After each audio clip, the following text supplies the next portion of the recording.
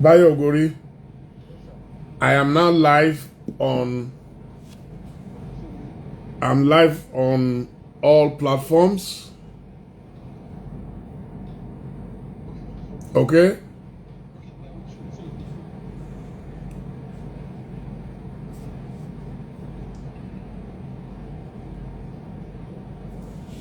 Okay. We are live simultaneously on 3 platforms. Hello? So you can go off by your.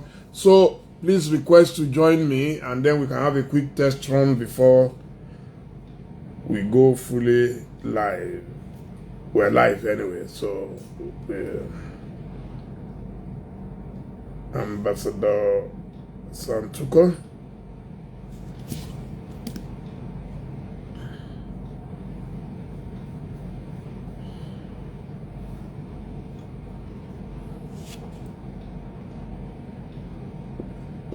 Live with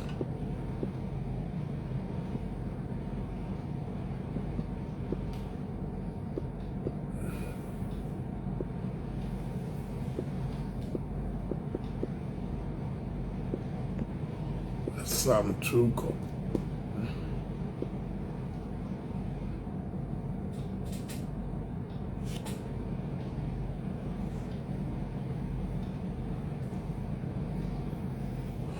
Okay.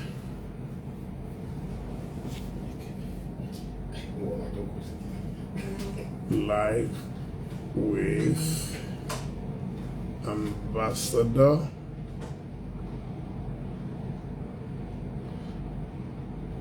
HASSAN.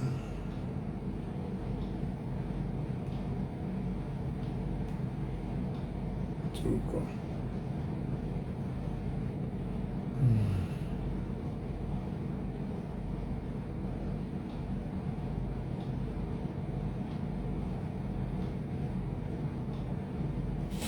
Okay, here we go.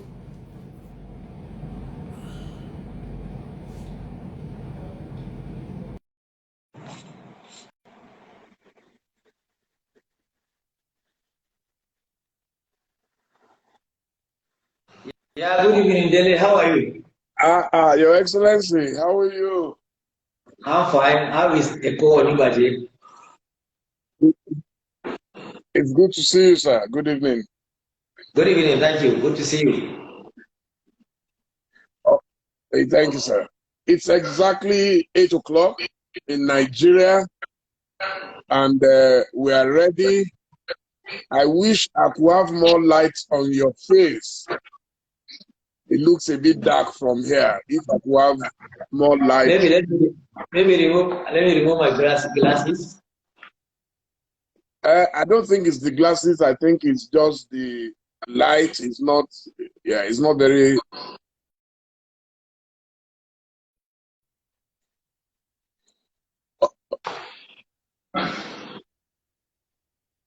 And then, Is it better now? yeah, it looks a bit better now. Then, Bayo, if you can adjust the headroom, you can bring the headroom a bit lower so we can see Ambassador's face properly. Push the phone down. Push the phone down. Yeah. No, that's going too much. I want the headroom lower. No, lower. Yeah. Okay. Oh, a bit lower. A bit lower.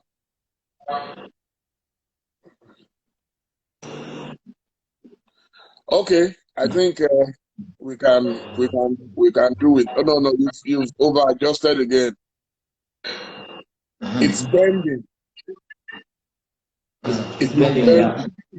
Sorry, my light has gone off in the office. It should come on in 1 minute. I think I'll ask His Excellency about electricity tonight, though I know you are an expert in foreign affairs and diplomacy. Okay, I think we just manage this because time is going.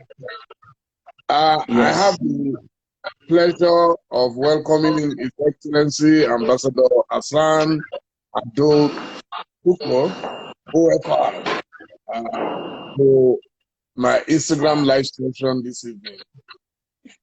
It's been a while that I've had this kind of distinguished personality on my platform.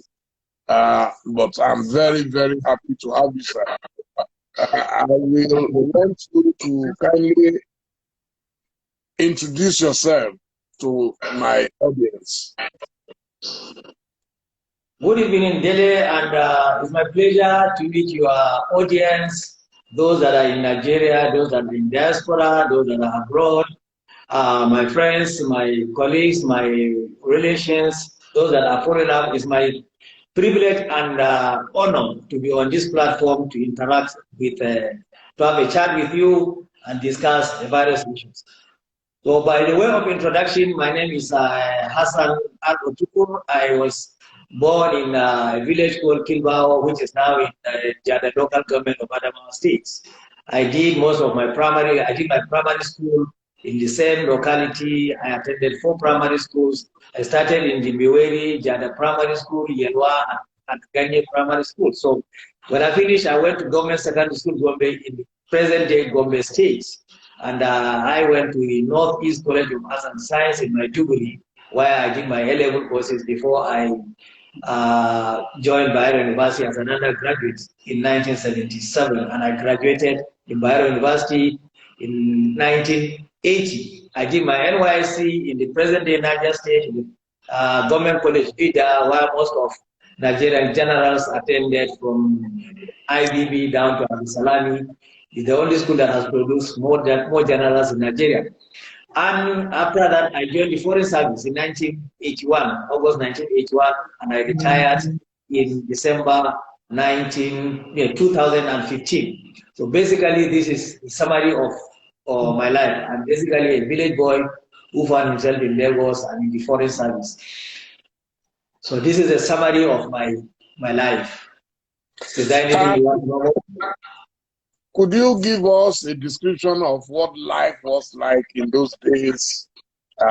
Maybe starting from Adamawa State, your recollections of your childhood days. Well, my childhood days were very interesting because I grew up in a village where life was very routine and very simple, not as complicated as today. Information technology has taken over our lives now. Then there is no light in my village, there is no water, no electricity. Everything you have to do it yourself. We have to go and fetch water, we have to go and get firewood for cooking, we have to go to the cattle ranch to get the milk ourselves, we have to milk the cows, we have to rear cattle. I reared cattle when I was a small boy. The last day, in fact, I always say the last day I reared cattle was when I was in Form 1, secondary school. And that day, I remember it rained from the day that I left home until I came back, almost 8, 9 hours later. From like 7 o'clock in the morning until 5 in the evening, it was raining. That was the last day I reared cattle. And I still remember the date. The date was 13 August 1970.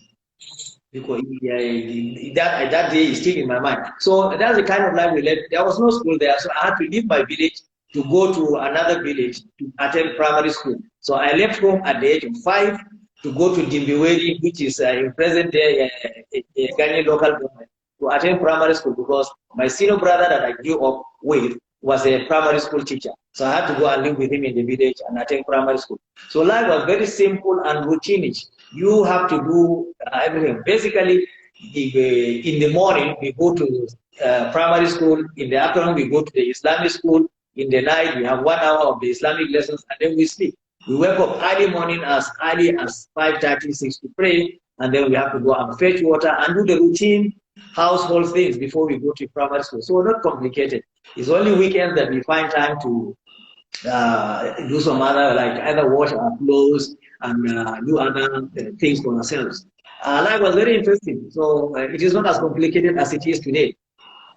And I really enjoyed it. You go to the bush to get fruits, you go and climb trees, a lot of fruits in the forest. So, and basically my village is in the thick of the forest, is in Guinea Savannah. All kind of fruits you get in my village. So, which was interesting that when you're hungry, just go to the forest, you get some fruits. And especially in the rainy season. So basically, that's my recollection of my livelihood and my friends. So nothing complicated, very interesting. People and you can go into any position and ask for things.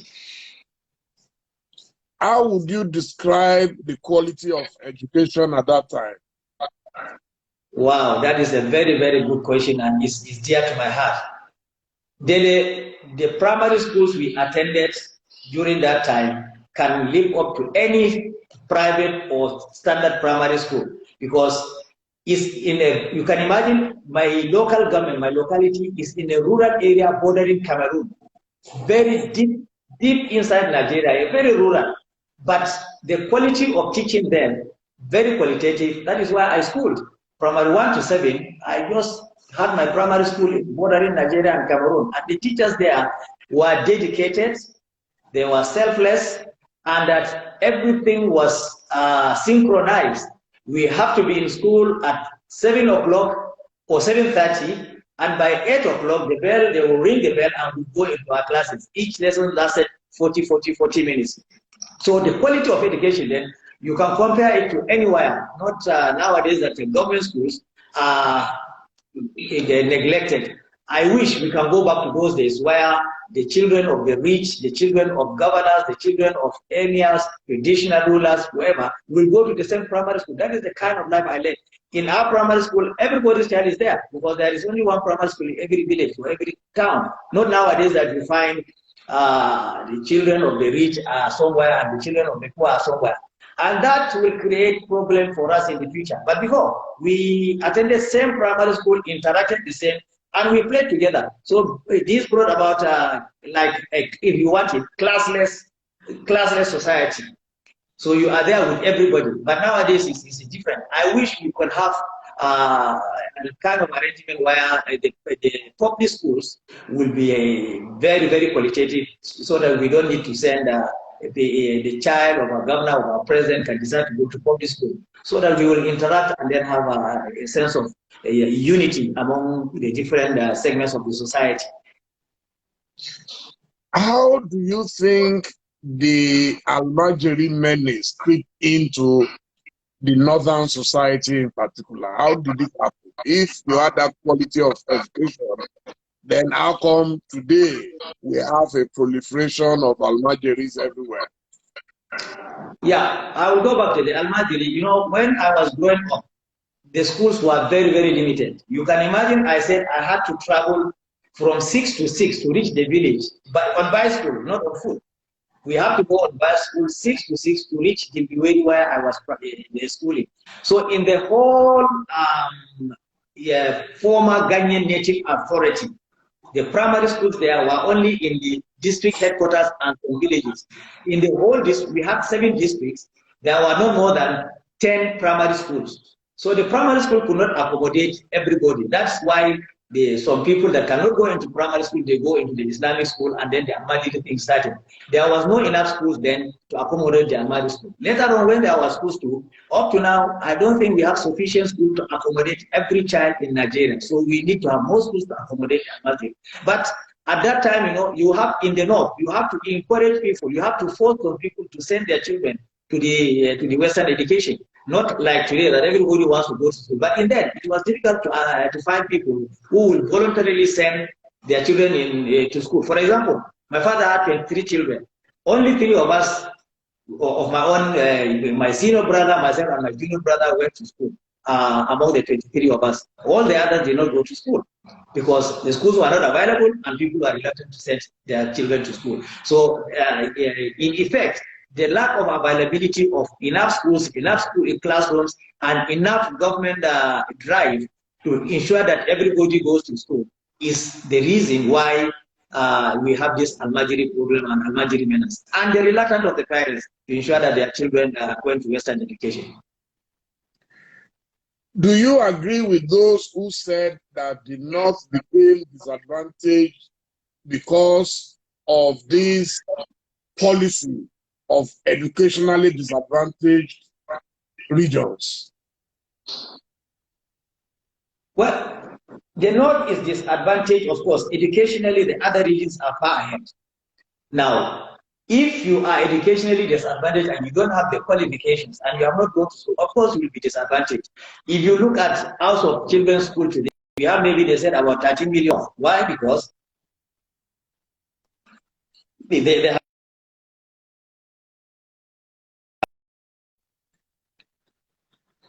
that are competent people that have the type of know-how that those who want to employ need.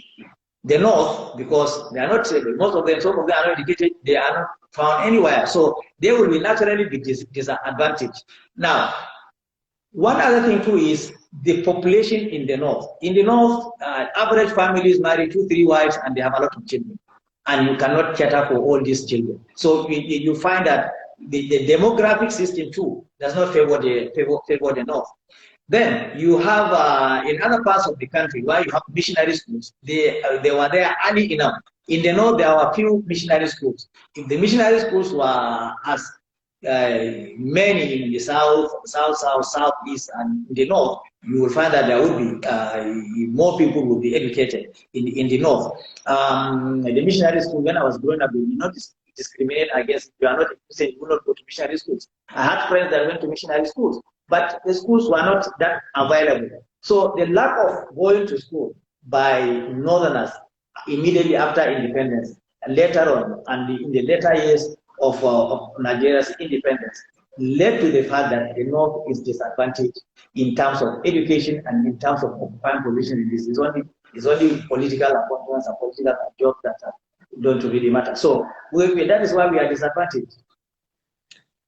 But education is supposed to be a universal phenomenon. Education is supposed to be standard. There must be a standard, minimum standard of education. When you lower the grades for some people, and then some people have to score higher grades, don't you think this disparity will make one education to be inferior to the other? Yes, now you are not talking of the general education infrastructure and the policy, but you are now talking of the admission into university, yes, where you come up. When I was growing up, there was nothing like that. You have to get 5 credits to get into university. You have to get certain qualifications. When you don't have, they had what they call remedial courses, so that you will meet up with the minimum, the grades to go into the university, or you go into preliminary schools, or you do private GCE exams to pass the examination. All these things are recently created. That is why we are cutting corners, which does not help the system. You will get graduates that are not very much prepared to go into the workforce, to go into the world and compete. Ordinary people that graduated during my own time can compete with anybody in this world. I was in foreign service for almost 35 years. I knew we competed with different countries. We negotiated treaties. We negotiated a lot of things. Those of us that negotiated with all these countries, and we school in Nigeria, we competed with everybody. Nowadays, if you lower the grade, jam grade for people in state A, state B, state C, it is not proper. Government should rather think of what they should do to assist the disadvantaged stage to meet up. Do remedial courses. Let them spend 1 more year, or let them spend 6 months or 3 months to get more skills and get more grades in order to get into the university. But lowering grade is not helping the country, is not helping those people, and is not helping those states. I don't think I support that idea of lowering so that you go into the university. No. That anybody that comes out of Nigeria, he should be able to compete anywhere in the world, and that's why.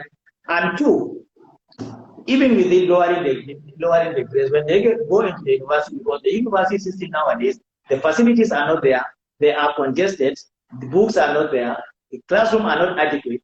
Two, the environment is not conducive to produce the kind of graduates that we need that will compete globally. That has to be looked into.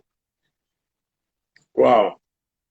You are rated to be one of the most distinguished career diplomats out of Nigeria.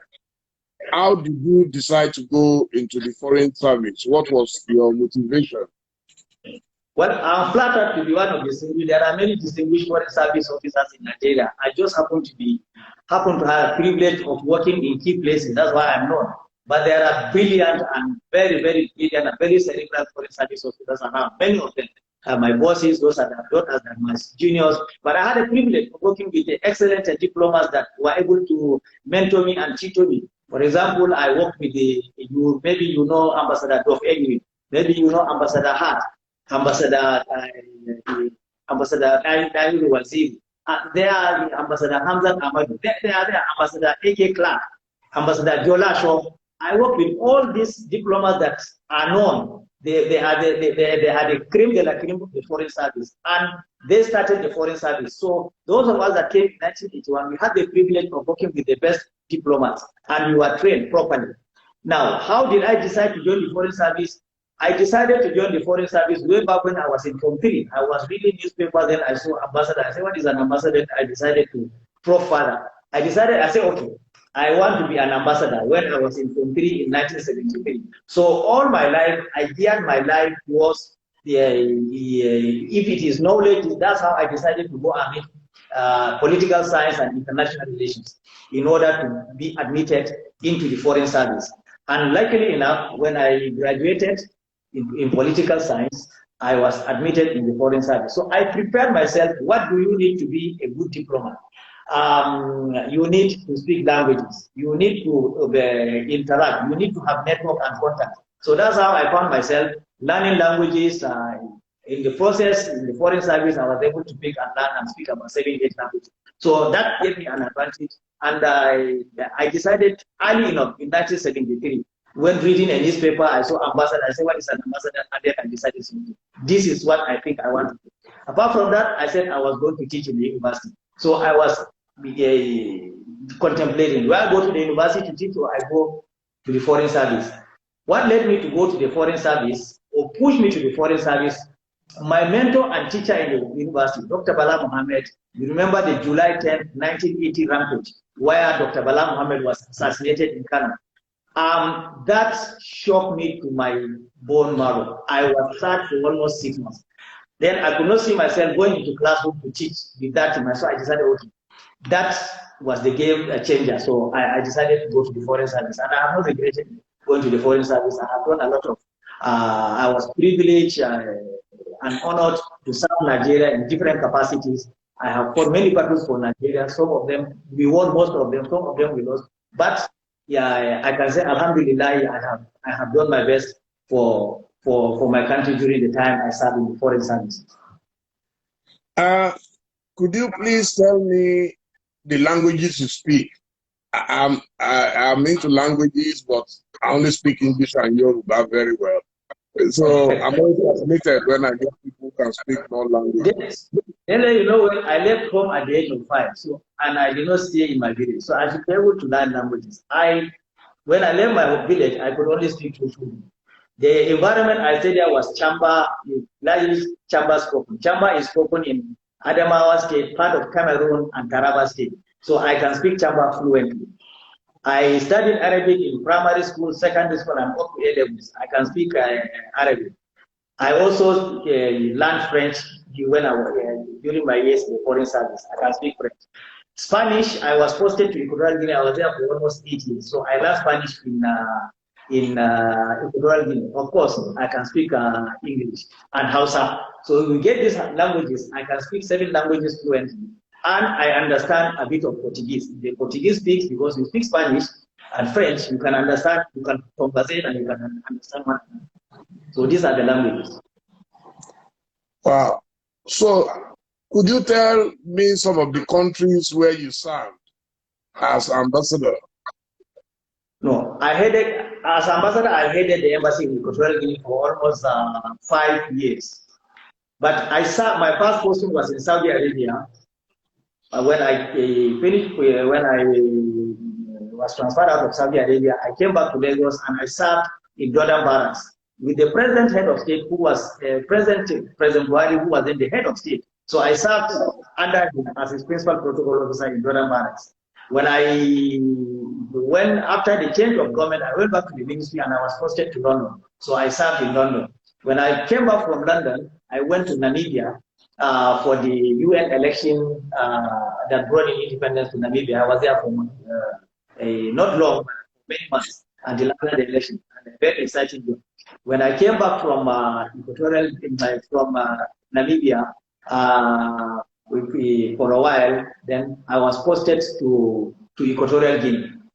After Equatorial Guinea, I came back. I never went anywhere outside posting, one internal posting within here. I decided I was tired of going when I was. So my missions, I served in Saudi Arabia, London, a bit in Namibia, and Equatorial Guinea. Nigerians are often ill-treated in most parts of the world. Yes. We are like orphans. One, what do you think is responsible? Two, while you are in service, how were you able to deal with some of these issues of Nigerians being treated like they are nobody? Well, diplomacy is a question of reciprocity. Nigerians, this I will be blunt and I will tell you my experience. Nigerians, wherever they go, they are very, very loud. Very loud. Now, in most of the cases, majority of them are law-abiding and they are not being harassed or being victimized. But the few that are criminally minded, and they are really criminally minded, I will cite examples. They are the people giving bad names to Nigeria.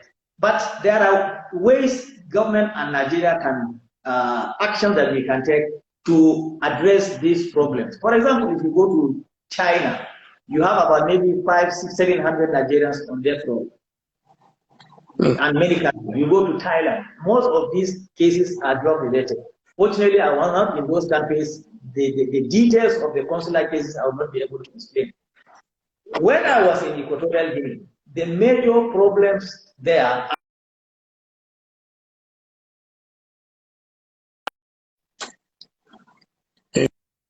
find that Nigeria, that Equatorial Guinea became a route for transporting both drugs and humans, especially girls prostitutes that go to Europe. So they will come from Calabar either by air or by boat to Equatorial Guinea, and they will join Liberia. And so it was so bad that I said, okay, what the hell do I do to stop this? So I decided I will go to the airport with my staff. We will see the young girls, see their passports, then we will just see their passport and cancel it. So, and it is with the connivance with the officials of those countries. So after we went to the airport and canceled some of their passports, they cannot travel with Nigerian passports. Some of them that stayed there were able to get passports of Nigeria and travel out, but most of them had to come back. When I was in Saudi Arabia, it's a different kind of consular problem. You will find that people will smuggling in small drugs like Indian hemp, some codeine tablets, well, not cocaine, not hard drugs, but little minor drugs to Saudi Arabia. And they will be coming week in, week out, and they will fake passports. Let's say they have Dele space, but it's my name on the passport. So we decided, okay, we go to the airport. We started going to the airport, and on arrival, we see that your age, your face does not tell you that your age, and that we ask you questions you cannot answer. We cancel your passport there and then at the airport and deport you back. When we did that for 1-2 months, it stopped.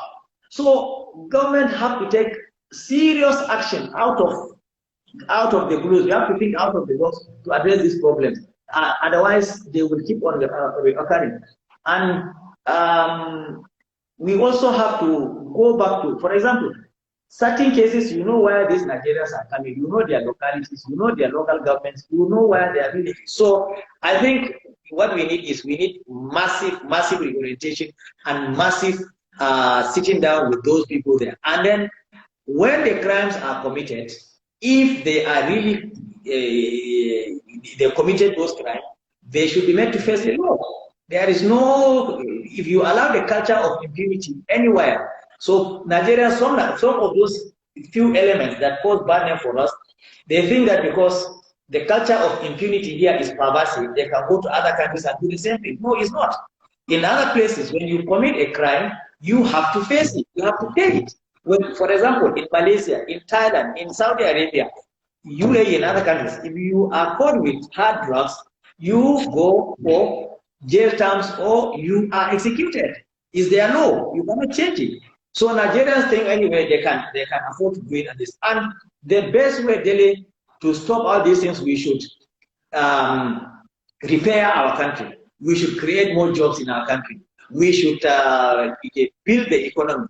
We should create things that people will do to have it. Because Nigeria is large, we are almost 900 and something square kilometers. Everything is green. If we are a little bit organized, those Nigerians trooping out in mass to go and look for greener pastures somewhere, they will remain here because they will have opportunities. But when the opportunities are not there, people are forced to commit crimes in order to survive. I'm not condoning criminality, but if we do a lot here to create jobs, to create an enabling environment for people to do what they want, we will address this problem. But saying the Nigeria will have to be, we have to tackle it at the end where the crime is committed. No, I think the root cause is here. We should address it here. For example, the prostitution that we have in Europe, many Nigerian girls go there. Create environment here for them to have jobs. Create the environment for them to do what the women can do, so that they will be gainfully employed and they will not want to be going to those countries where they are maltreated in winter. They are being harassed, and some of them are being sold like in slavery. They will seize their passports. The money they are getting is not being given to them. Is their godmothers or godfathers that took them there that will be getting the money, and they will be there for many years. By the time they do 5, 6, 7 years, they are done with and their life is destroyed. And so it's painful. Those of us that have interacted with them and then addressed some of the serious consular problems is very painful to us. Where the Nigeria we grew up was more hospitable, was more accommodating, was more peaceful, and was more jovial.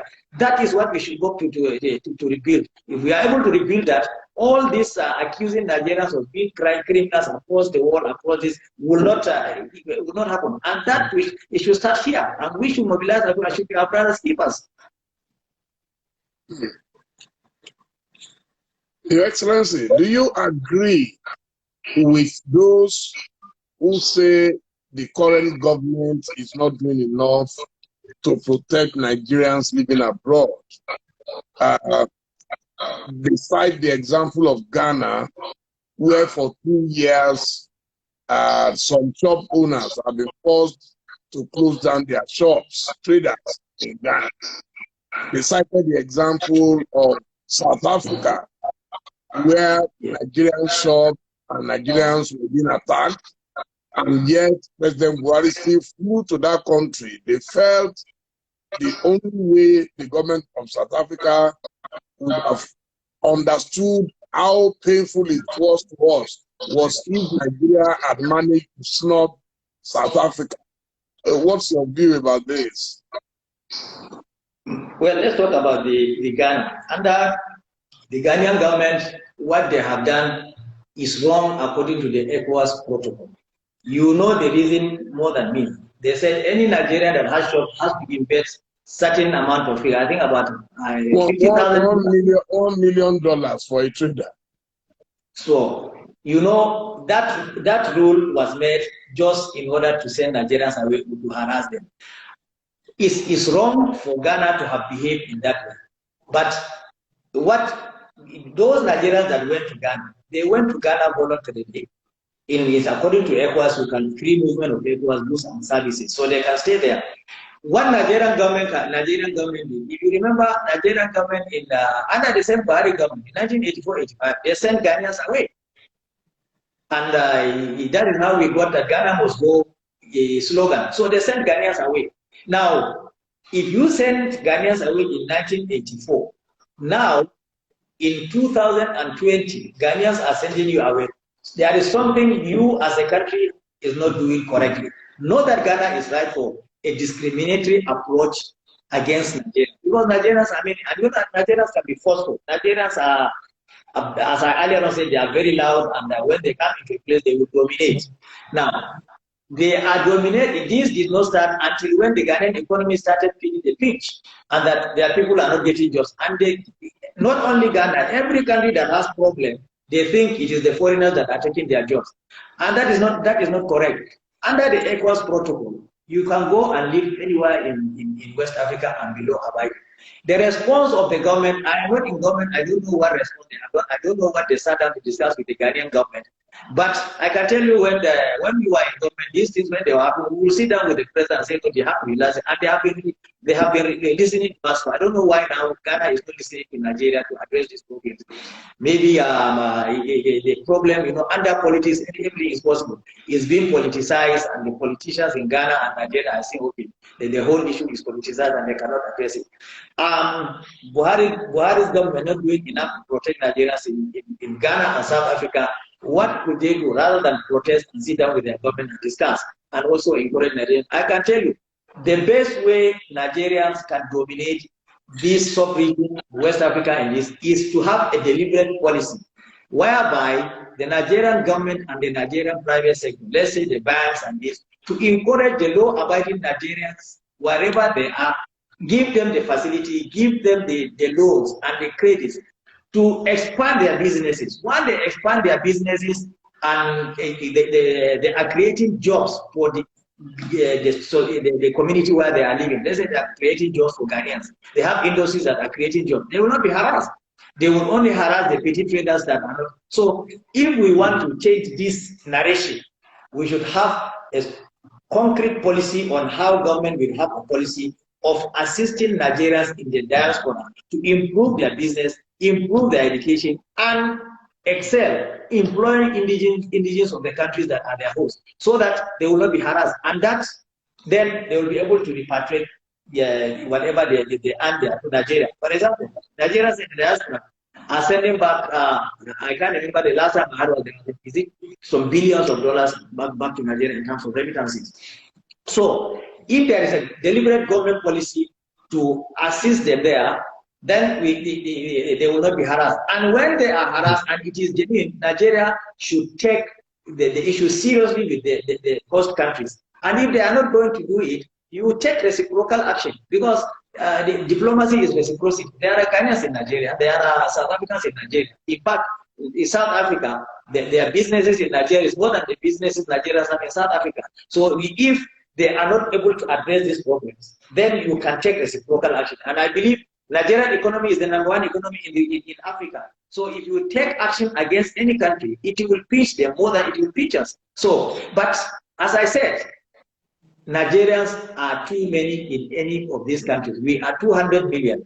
There is no African country that you don't have thousands and thousands of Nigerians. For example, in Cote d'Ivoire, you have more than 2.5 million Nigerians. In Cameroon, you have maybe about 3 million Nigerians. In Ghana, you are there. You should tell me. I don't know the number, but I'm sure there are more than 1 million Nigerians in Ghana. So you have them in millions. So when you have them in millions, you are going to have this problem. Vis-a-vis the problem the host country is saying. If you look at the number of people you have, it is in your own national interest for your citizens living in those countries to be law abiding.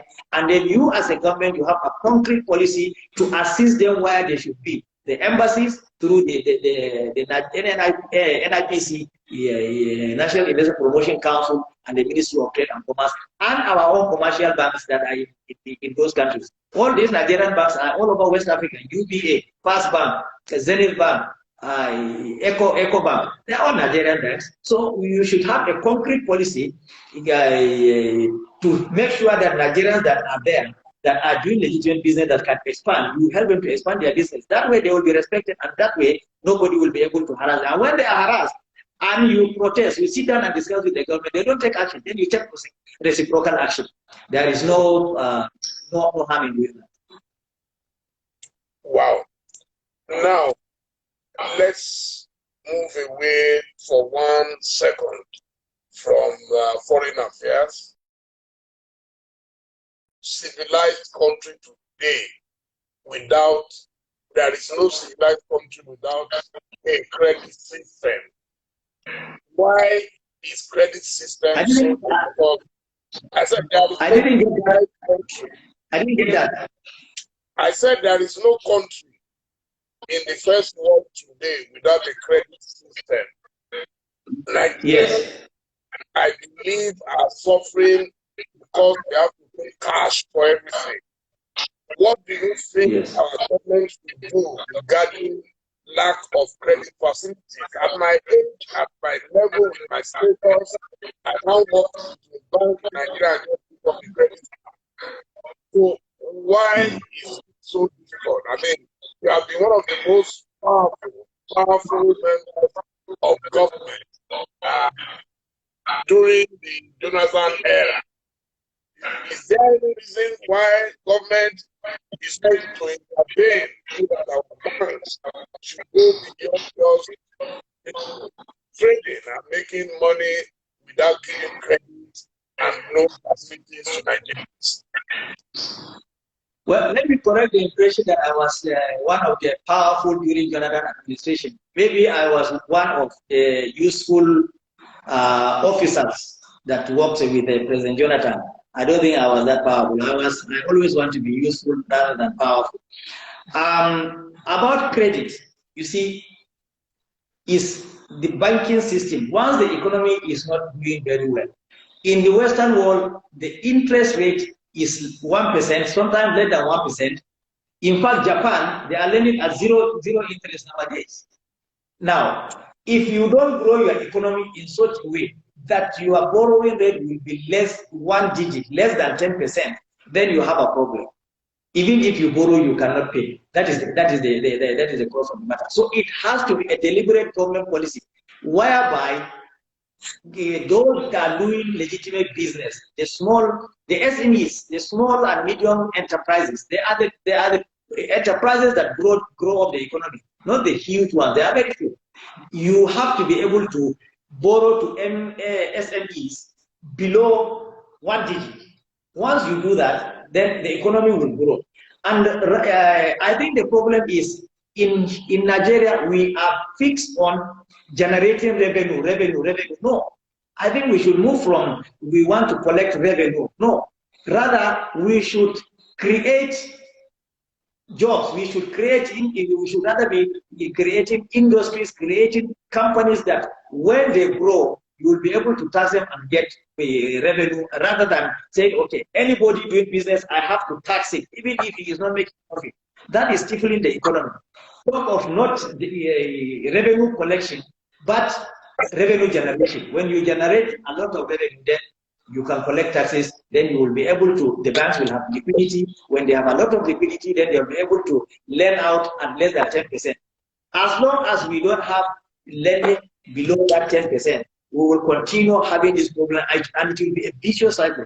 So government, the central bank, now I don't know the role the central bank is playing, because the central bank is intervening too many things, which has distorted a lot of things in the economy. I'm not an economist. I am only an observer. I am a layman in economic terms. But the distortion is so much that I think the government should take a step back and look at all the indices and what is it that we should do differently to make sure that these commercial banks, whatever money we are giving them, whatever that they will lend small and medium-sized enterprises and even individuals that want to build a small house below 10%.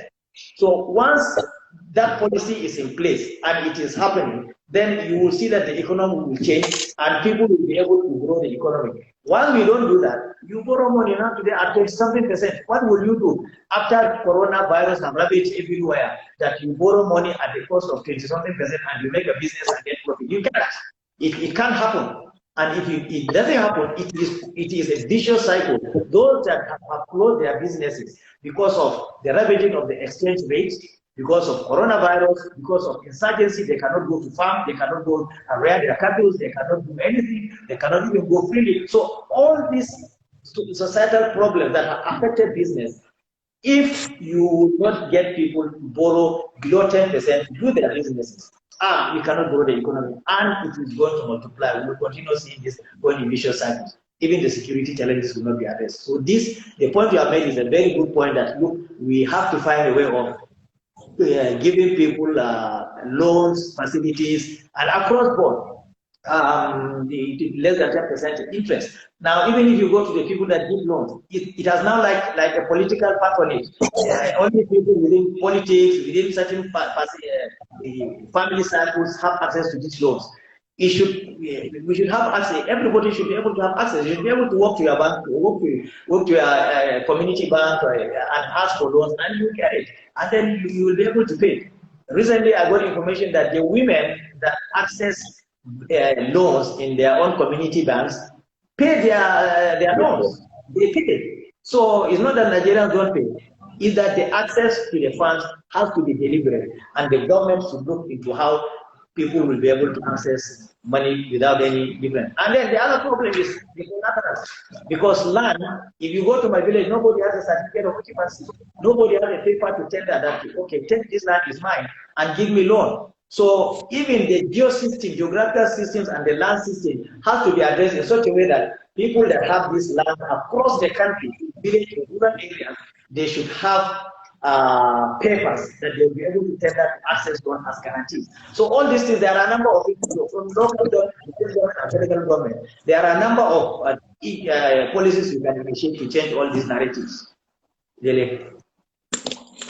Ambassador, you are a global citizen, and I'm sure you must have come across the image of Nigerians as being very corrupt.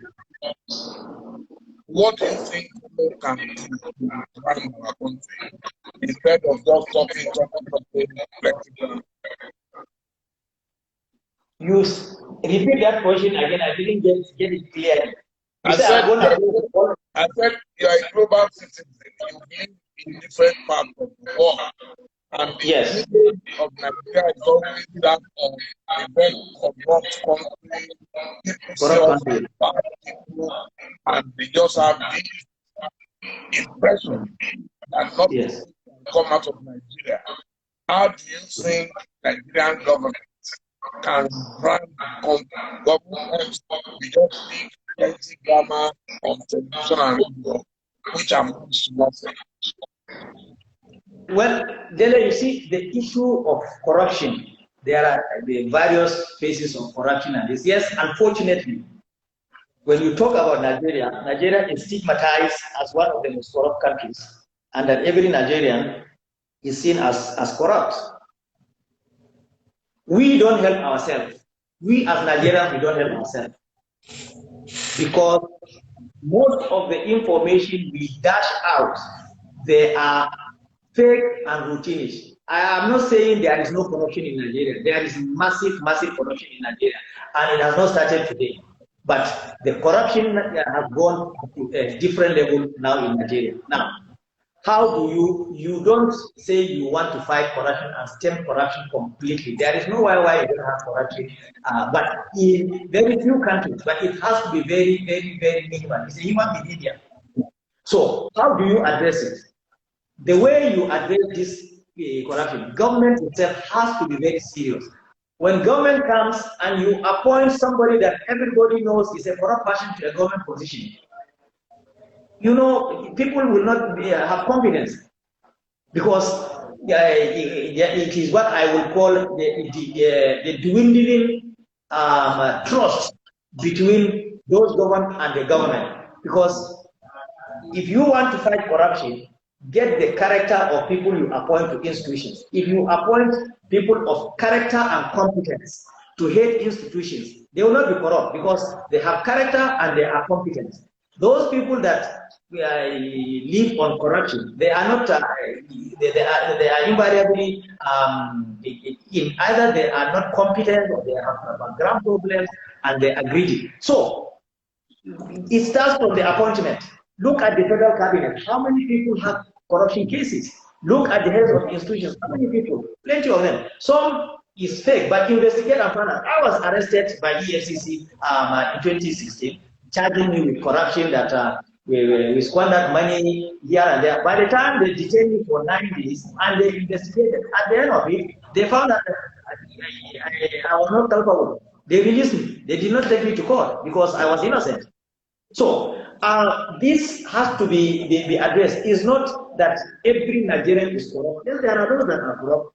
So as I mentioned earlier on, what leads to corruption is that culture of impunity. You know you will steal, you will know you will be arrested, they will put you, they will take you to court, and the court will take ages before deciding your case. So if we want to stamp out corruption in Nigeria, we have to stamp out the culture of impunity. We have to have a rule of law where everybody that commits any crime, even if you are the son of the president, if you commit a crime, you have to go for it. That is what happens. Look at what is happening in Britain today.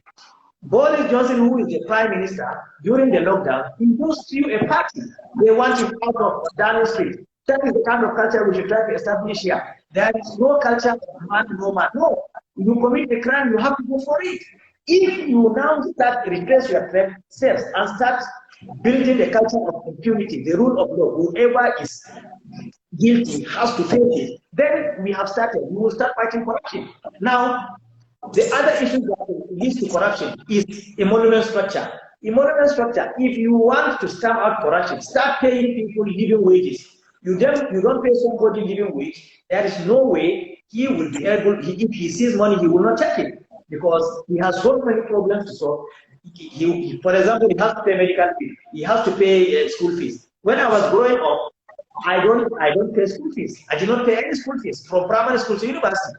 I did not pay when I go to the hospital. The dispensary in the where I was, I swear, the drugs that we got there, you cannot get them in teaching hospitals today. Believe me, in a dispensary, if you go at 7:30, the dispensary, the nurse, everybody will be there and they will give you the medicine. It's not available. Why can't we do that? If you go to my primary school.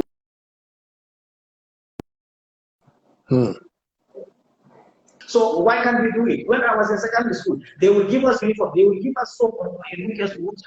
We go to the dining room, we eat 3 times a day. If you have that, you don't have corruption. But if you don't have that, it has been destroyed. And we have more money today than we had at that time. The budget of Northern Nigeria in 1960 was 570,000 pounds in education. In the whole of Northern Nigeria was less than half a million pounds. And everything was okay in the rural area. And now you have millions, you have governments and individuals in government that have captured the state. So the state captured by government officials and politicians ought to stop. We have to restore this country. We have to retrieve this country from this. I feel sad. I feel that at the age I am nearing my grave and I cannot, I'm not living Nigeria the way I made it. Nigeria gave me everything. And I'm not giving, I have given my best during my service. And Nigeria is getting worse. What is wrong with that? So if we want to fight corruption, we have to stamp out the culture of impunity. We have to restore the rule of law. Nobody should be above the law. Once that is done, then we will fight corruption. And then publicity, Nigerians, both you journalists, you too, you are responsible. Journalists will sit down and publish false information on corrupting our officials. Fabrications, because I was a victim. Fabrication that did this, which is the wrong way. So even publishers and journalists, to before you write about Nigerians, please verify your information, and it's not difficult. People publish stories about me, and my door, you went to my house, is open door. In my office and I have open door. Come to me, I'll give you the information. You write a story about me, a whole magazine, without coming to ask me. You write a book for the consumption of people. You are my friend. And there are my friends who wrote book. They quoted me. But they did not come to ask me. And it's wrong. I will have given them the information free of charge. So that ought to stop. We should start being our brothers' keepers. Don't smear people. If you smear your citizens from top to bottom, government officials smearing citizens because of party differences. Once you smear your citizens, you are smearing your country. And that is not on. It's not on. We should stop doing that. We should be our brothers as we used to be in the 60s and in the 70s. We were more united. Nigeria was more cohesive. Nigeria was more. We should go back to that era. And anybody that is not confident, don't vote him into office. Anybody that is not confident and doesn't have character and confidence, don't give him any responsibility. He will destroy the institution. He will steal the money. The job will not be done, and they will insult him as the president, as a minister, as a governor who gave him the job. So what is the benefit? He won't do the job. So if we want to stand up corruption, let's stop the culture of impunity and let's create more wealth so that people will have a living wage in the country. Without trying to defend journalists, don't you think that the government, and not just one government, the various governments, especially in this republic, have been very sensational about fighting corruption? And this is why someone like you became a victim. There have been reports somewhere where they said someone stole $20 billion. You and I know that it's impossible for a minister to take 20 billion from the coffers of government. Until today, some people are insisting that it happened, and yet the government has not prosecuted. This is the 7th year of the Buhari government. If someone stole your $20 billion, won't you rather go after that person to collect your money instead of going to borrow $2 billion from China? How do you respond to that? So you can't blame journalists. They are funded by government agencies who want to scandalize the citizens. They give the stories to them and they witch hunt people and convict them in the media instead of going to the law court. Yes, Dele, I agree with you. That's what I'm saying. You know, the last 20 years of politics, if anything, the last 20 years of politics have divided Nigeria more than uniting us. Dividing us in the sense that they will identify somebody in the opposition, supposedly opposition, trying to chase both real and imagined enemies, and then sensationalize the issue of corruption. If you want to fight corruption, you have to do it discreetly. In the civilized world, you don't arrest anybody until you have investigated and gotten the information correct. Here, you will arrest somebody and start asking him questions in order to get that information. It is wrong. That has to change. Whatever law that gave them that power has to change. Yes, there is sensationalization of issues. There is imagined harassment. And that's why I told you, you get information on the street and you assume that it is correct. For example, when I was arrested, they said myself and President Jonathan took $40 million from the money that was meant to fight Boko Haram in Chad. From where? They said custom account. The guys investigating did not even know where the account was from. It is not what custom account. And this is what, when they ask the question, I said, no, there is nothing like that. Nothing like that. So call the minister, they will check it. So they called the minister of state and the accountant of the Ministry of Foreign Affairs. They asked him, they said, no, nothing like that. I never collected, there was no 40 million approved, there was no 40 million missing, and the President General did not approve that kind of money. But it was there in the papers. So for the publishing without even being right. And when I was in the EFCC, nobody asked me on that question. So you find that somebody will drop information and they will go and sensationalize it. But I was there. If someone asked me about it, I'll tell you no. They can't do because the government wants to look good. They are doing work or they are working. In the end, you end up in destroying your citizens and destroying the country because of sensationalizing. For example, the case of billions, Sambo Dasugi's case, how many billion? If you investigate that issue, you will find out that the Jonathan government bought some arms. If I were to be in government, I'll say, okay, they were talking of 1.2 billion. I was in government, I never had any 1.2 billion that was approved. I would have not. I would have known that there was $1.2 billion approved, but I didn't know that Jonathan approved any 1.2 billion. But Jonathan is alive. Call him and ask him, was any 1.2 billion approved? Is that 1.2 billion approved? I knew a lot of arms were freighted from Pakistan to Nigeria during that time. And come, a lot of cargoes were getting clearance for the aircraft to bring this out. So find out the difference between the arms that were procured and there were no. The impression given to the society was that 1.2 billion was stolen. And that is not correct. You don't do that in a country. When you do that in a country, you end up portraying your country across the world in a bad light. And that is what I'm saying. You journalists should also be responsible. Find out, be investigative. When they say 1.2 billion is missing, you have access to President Jonathan. You have access to something. You have access. What is the story behind this? Get the government side of it, get their own side of it, and publish it. Let the Nigerians decide. We are not operating a secret society. All the personal dramatists are alive. Ask them, they will give you information. Come and ask us, we'll give you information. And when you investigate things that are wrong, then the people should face the music squarely. So that is what I'm saying. We should stop sensationalizing issues about corruption in order to do good in pages of newspaper and in the face of Nigeria. Because Nigerians, they want sensationalism. They are against the elites. And not all the Nigerian elites are bad. Not all Nigerian elites are corrupt. There are first-class Nigerians who are not corrupt. There are first-class Nigerians who have integrity and they will die to defend their integrity. And when you do that, you destroy people that have integrity, people that will work, they become discouraged and destroy the society. And we cannot allow that to happen. We should. And we will be able to be our brothers, keepers, and defend our country. That is not what was obtained when I was growing up. The things that all this is the result of politicizing things that ought not to be politicized. There are jobs when you are giving in government, you are above politics. You run the government. It's administration. Whether somebody voted for you or did not vote for you, whether you are in government or not, you have responsibility to address this problem. And because you are president or you are governor, you are minister, you are local government chairman, your citizenship doesn't have more value than the map on the street. You are Nigerian citizen. If you have a passport, your passport is the same Nigerian passport.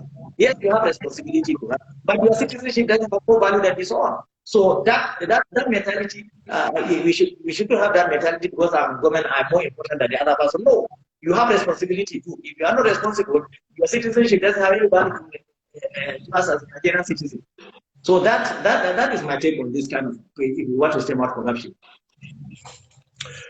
The North-South dichotomy has never been as pronounced as it is today.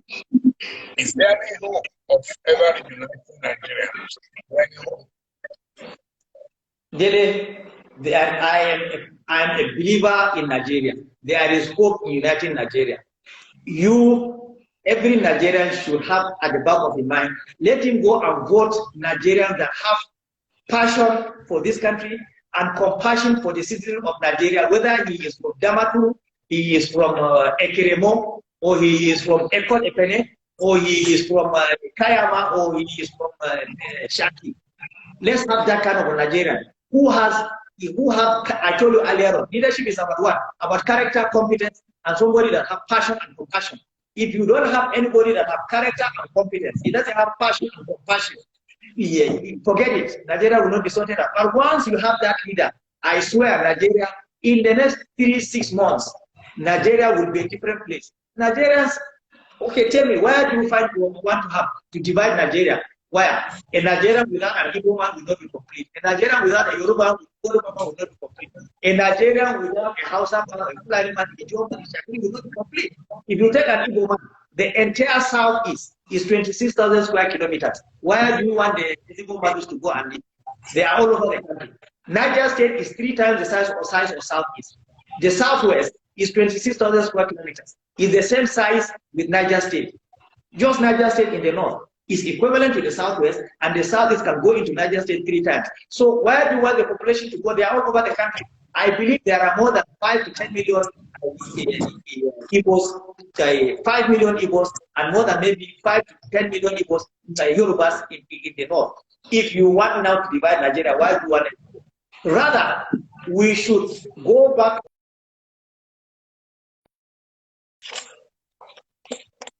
We were our brothers keepers, our founding fathers. They discussed this issue and agreed we should come as one. If in 1914 when Nigeria was amalgamated, up to now, and I can tell you free, Nigeria will not be divided like people are talking, oh, we want our Biafra or we want to do a republic. It's all politicians just to get advantage to be voted. You want to be voted. come out clean. This is what I'm going to do for Nigeria. And you will be voted based on your own competence, not based on because you are a Yoruba man, you are Hausa man, or you are a Igbo man, or you want a zoning the president. I mean, they are taking us back. That is not acceptable. It's not fair to Nigeria. So we are Nigerians are peace-loving people. Nigerians, we have so much intermarriages across the region. We have things that unite us more than the things that have divided us. So what do you want? When I was in primary school, I was sitting between two Igbos, one lady and one Igbo in primary school. I know that they are my friends. Up to now, they are my friends. They are in my village in Ghana. And what do you want me to do with them? You want them to go away? Why should they go away?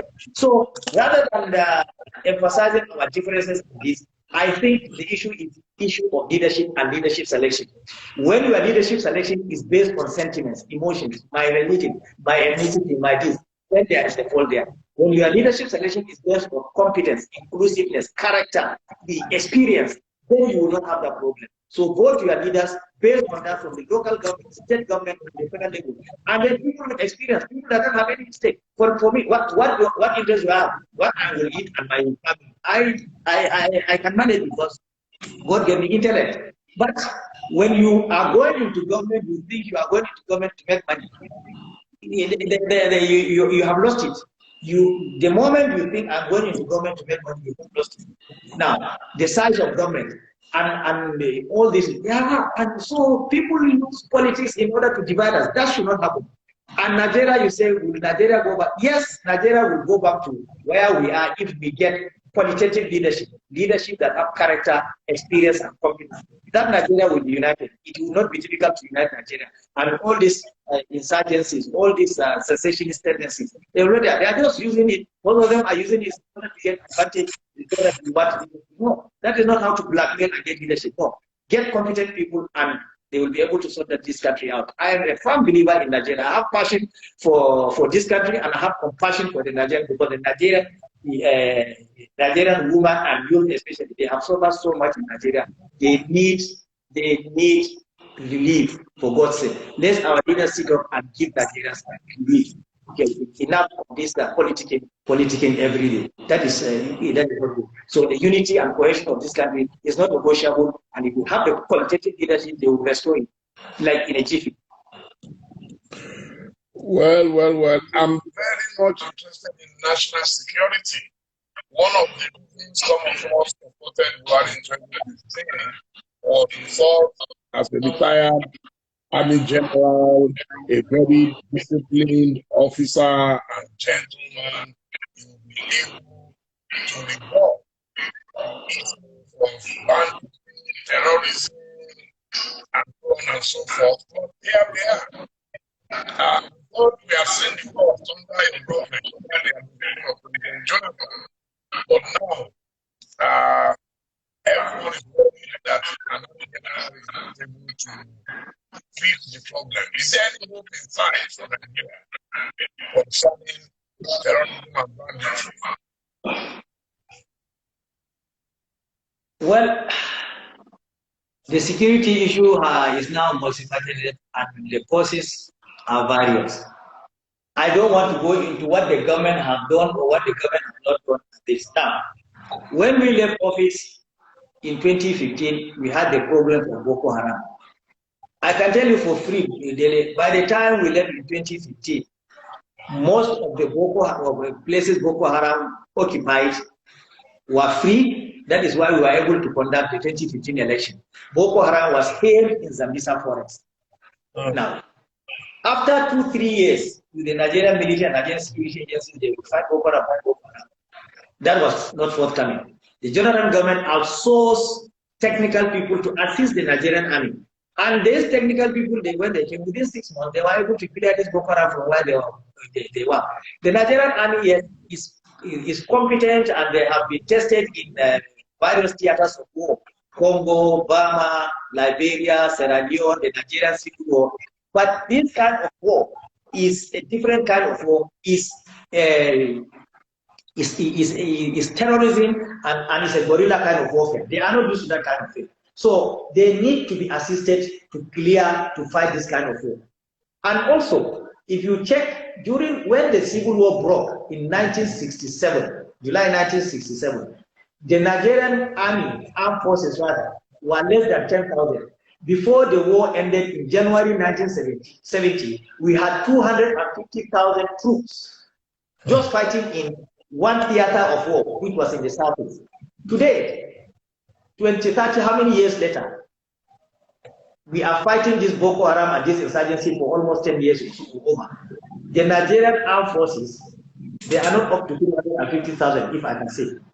I don't know the exact number, but they are less. The police, they are less than 350. And our population, when we conducted the civil war in 1967, was about 86 million. Today, we are 200 million. We had more armed forces per capita then than now. Then you don't have boots on the ground. You want to fight, and the theaters of war, we have 5 theaters. You have one in the northeast, you have one in the northwest, you have one in north central, and you have one in the southeast.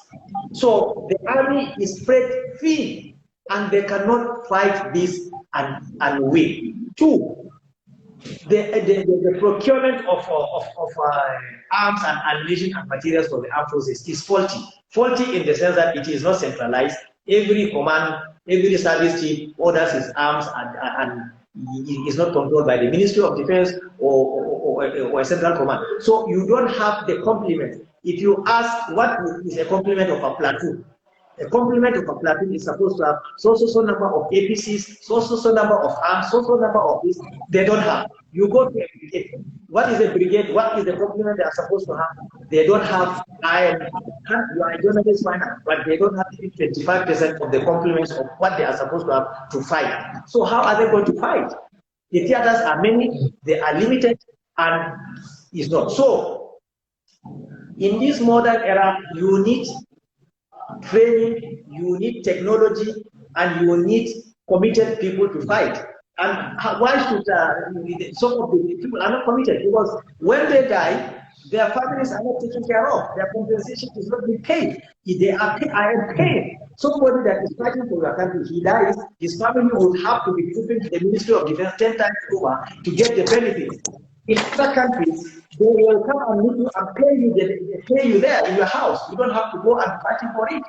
When I was in the Ministry of Foreign Affairs, my daily road is passing through the Army, retired Army Officers Pension Commission. They always told me on the road to beg, and it pains me. If somebody serves this country as a military man, if he retires, he should get his benefits. If he dies, he should get his benefits. And the government should take care, and they should be honored. When last did you see the Nigerian government, it's not only this government, even past government, when did you see Nigerian government honoring our fallen heroes? The fallen heroes, when? Giving them either honor for more time or coming there, so these people have done this, we are giving them this, or we are giving their families this and that. No. Those people that have corporate responsibility, the big multinational, the banks, oil companies and this, they should be able to, part of their corporate social responsibility, to give a scholarship to the children of these fallen heroes, so that their widows will be happy and they will go to school and they'll be happy. But are we doing that? That has to be done. We need to mobilize everybody. And addressing the security issue, as you said, security is not a government issue. Security issue is a national issue, and is an issue that every citizen should partake in. For example, when the Civil War started, General Gawan mobilized the whole country. What was his slogan? Tell me his slogan if you can remember. He said, to keep Nigeria one is a task that must be done. What is the meaning of Gawan? Go on with one Nigeria. So the children to keep Nigeria one is a task that must be done. What is Gawan? Gawan means go on with one Nigeria. From school to university to the people in the rural areas, they know they are mobilized.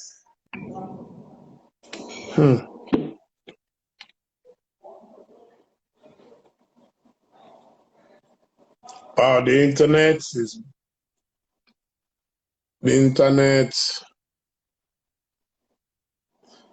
Can you hear me, sir?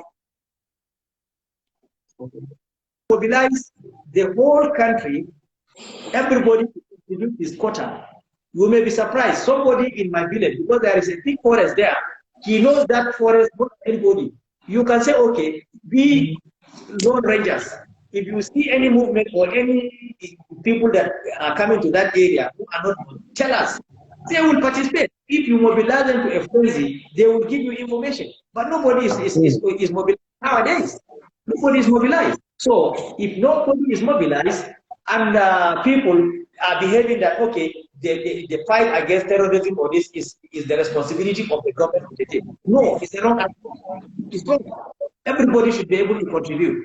You remember, Dele, when you were in the university. You were in the university the same time with you. Maybe you were behind me for some years. But in 1975, Nigeria was able to mobilize Nigerians to contribute $500 million, not Naira, $500 million to fight apartheid.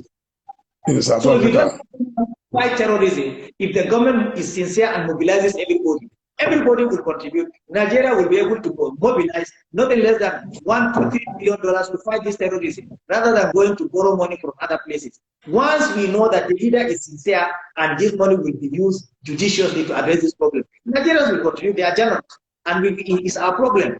I cannot travel to Kaduna by road. I cannot go anywhere. It's a problem. So willingly we'll contribute, and then we'll have enough resources to address these problems. If in 1975 we can contribute $500 million to fight apartheid in South Africa, what can we contribute to address our problems? So that is why the government has more burden of responsibility to mobilize Nigerians to address this. They are not mobilizing Nigerians to address this. And people think that the security should be left to government, or it's a government problem. It's not a government problem.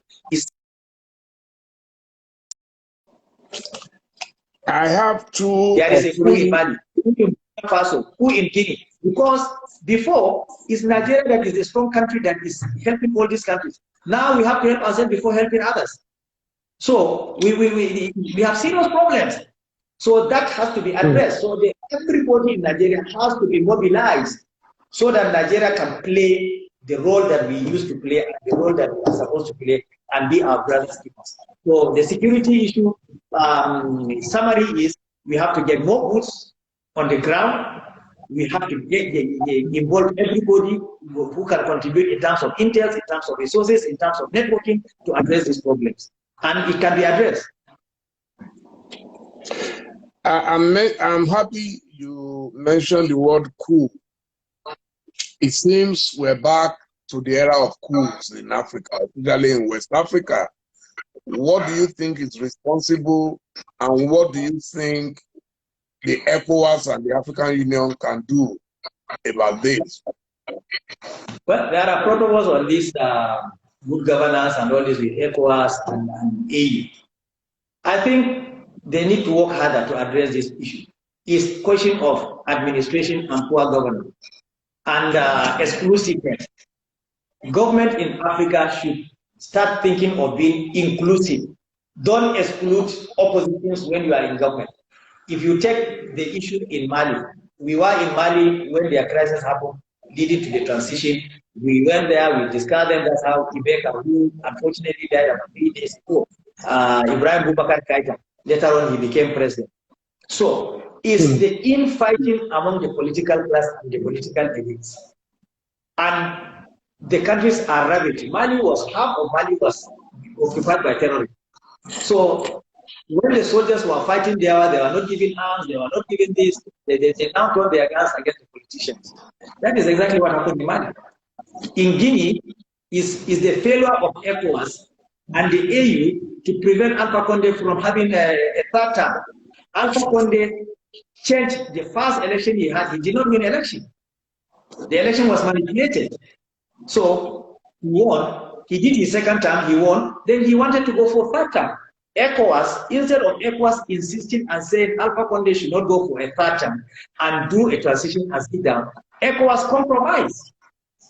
I knew what I was part of the discussion at that time. ECOWAS compromised and could not get Alpha Condé, but he went and did a referendum and changed the constitution without majority of the people in the country participating.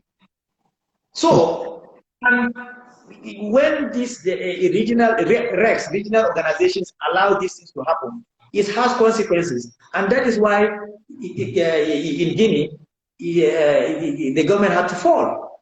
In Burkina Faso, the Kabore has not finished this, just one year into the second chamber, the problem there has to do with security. Half of Burkina Faso is occupied by these insurgents. So if ECOWAS want to help these countries, when all these insurgents were taking over countries, both AU, ECOWAS, and the United Nations, they should mobilize resources and mobilize troops to address the insurgency and the security problems in West Africa and anywhere for that matter. Not only in West Africa. There was a coup in Thailand. There was a coup in Burma or Myanmar. It used to be Burma, now Myanmar. So where you have serious security challenges and economic challenges, there are going to be upheavals. So that ought to be addressed. The constitutions of each country have to be respected. For example, when you are in government in Cote d'Ivoire, Ouattara won election, Gbagbo said he was not going to go. ECOWAS insisted he had to go. We mobilized the AU, we mobilized the United Nations, and eventually Gbagbo had to. And Nigeria had to contribute in terms of the resources, in terms of, and France had to contribute to, in order to make sure that Gbagbo left the office. So, if ECOWAS cannot address this kind of thing, then we have a problem. And ECOWAS is Nigeria. Nigeria is 70% of the ECOWAS, other in terms of economic or population. So Nigeria, if Nigeria is strong and doing, then we will be able to address these problems. And but the solution to this, Dele, is good governance and accountability. People in government, they should be accountable and they should be transparent and they should be able to deliver the services. So once that is done, you will not have coups. But if you don't have coups, people are hungry, people are unemployed, there are insecurity, definitely there is going to be insecurity in the sub-region. I pray ECOWAS and AU and the United Nations will come up to see how we stem the tide of this change of governments happening in West Africa. We should. Not a good development for the sub-region or the continent. Two prominent southern citizens of Nigeria, Mazi Nnamdi Kanu and Chief Sunday Igbo Adeyemo, they have been in trouble with the Buhari government. These two gentlemen have huge cult followership who may be suppressed temporarily. If you were President Buhari today, would you reach out to them and have a compromise so that life can go on in peace? Well, Dele, you have a problem. You have to think out of the box and you have to address issues. Now there are two issues here. There is the rule of law to follow. If you have two citizens that have committed certain crimes, or you think they have committed crime, yes, let them go through the judicial process, but the president has what they call prerogative of mercy. Even if they are convicted, he has the power to pardon them and condone them. So reaching out to them because they have massive followership and they are different perceptions. Now, if during the civil war, we knew Mazi or Chief Emeka Ojukwu led a secession movement, but he was forgiven, he came back, he integrated, and he was received. Now, during the Niger Delta crisis, we had crisis. The Niger Delta militants, you had the Asari Dakubos, you have the Boylov, you have Boy Ateke, and then you have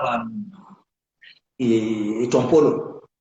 This, it was under the Arado's government, amnesty was granted to them.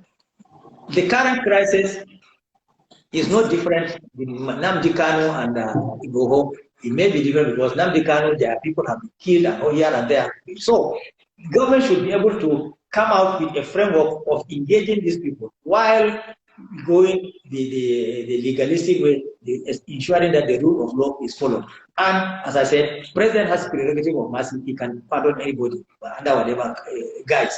So it is in the overall national interest to find out how to address this problem. It is in the overall national interest because we have so many flashpoints. The flashpoints are too many. So we have to address these flashpoints in order to get peace. But, you know, you take the case of Nnamdi Kanu. Nnamdi Kanu, he has a foreign passport. He will go out of this country and then be instructing his followers who are here. So, you know, you cannot eat your cake and have it. If Nnamdi Kanu, if he were to be trying to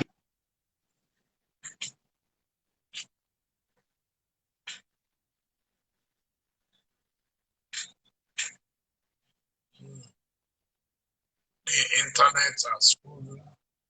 yes, sorry. Okay. So Nnamdi Kanu, if Nnamdi Kanu was permanently here, he jumped, or when he was to be arrested, he ran out of the country, and he used his platform out of the country to create all these problems. What I expect the government to do is go to the southeast and sit down with the Igbo leaders of thought, Igbo leaders of community, and address the problem. There is massive unemployment in the East. There are people, young people not doing anything. So address the problem. Once you address that problem, you will find that you find out that the issue will be addressed. So the Igbo's case is yeah. So the Igbo case is a similar case. So as you said, there should be an element of carrot and stick in addressing this problem, because it's not only one person. And you rightly pointed out that they have massive cult followership. And cult followership, they will behave in a very, very funny way, very difficult way, and life will be lost. So the responsibility of any government to take any action they give it, any action, to ensure that lives and properties of citizens are safe. So engaging them, if it will solve the problem, government can engage them. But as I said earlier on, all this, what has led to all this madness in Nigeria is, over the years, we have allowed the culture of impunity to take hold in Nigeria. We should find a way of stopping this culture of impunity. And when people know, if I commit this thing, I will go, they will not commit it. Next people will not commit it. So that is where the crux of the matter is. But you are right to say, government to find a way of engaging the communities, engaging the people there, engaging the people in the general society where they are, to address this problem. Now, there is no way we can conclude this interview without touching on the issue of the economy. Yes. What do you think is wrong with our economy, which has been on a free fall? And it looks like government is almost helpless. Someone sent me a message today that it may get worse in the next couple of weeks. I mean, when one was coming, we thought that the naira would be a part with the dollar. It was a foolish expectation. But right now, Nigeria seems to be struggling.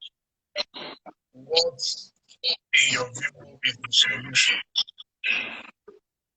Well, we know the problems of the economy. Lack of the major problem of production. When you don't produce, you will have economic.